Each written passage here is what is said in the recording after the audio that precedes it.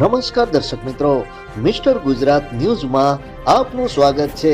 ભાવનગર જિલ્લા પોલીસના નો ડ્રગ્સ અભિયાન અંતર્ગત મહુવા નજીક આવેલા દાઠા વિસ્તારમાં ફરી ગાંજો પકડાયો।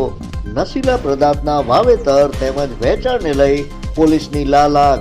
હાલ 26મી જાન્યુઆરીના દિવસે સુપર કામગીરી કરવા બદલ સન્માનપત્ર મેળવેલ એવા મહુવા ડિવિઝનના એએસપી અસુલ જૈન સૂચના અને માર્ગદર્શન મુજબ દાઠા વિસ્તારમાં ફરી આજે અંદાજે 20 લાખનો 415 કિલોગ્રામ ગાંજો પકડી પડાયો। મહુવા રૂરલ, દાઠા તળાજા અને ફરી દાઠા પંથકમાં લાખો રૂપિયાનો ગાંજો તેમજ અફીણ પકડાયું। Report by Devendra Chudasama. જોતા રહો મિસ્ટર ગુજરાત ન્યૂઝ, સત્યતાની સાથે સ્પષ્ટ વાત।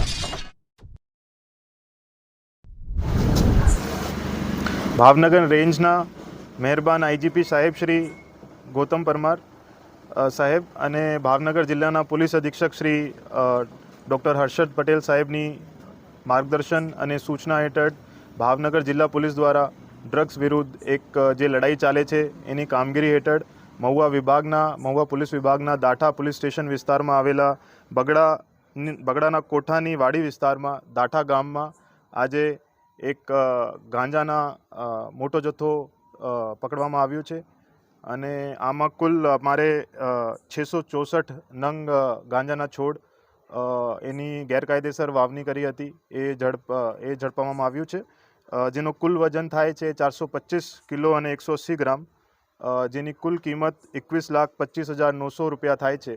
અને એની સાથે એક આરોપી જેનું નામ છે વનુબા ઉર્ફે વનરાજસિંહ બચ્ચુબા સરવૈયા, એની ધરપકડ કરવામાં આવી છે અને આગળ એનડીપીએસ એક્ટ હેઠળ જે એનડીપીએસ એક્ટની કલમ 8B, 8C, A, 20(2)C મુજબ ગુનો દાખલ કરી આગળની કાર્યવાહી હાથ ધરવામાં આવી છે।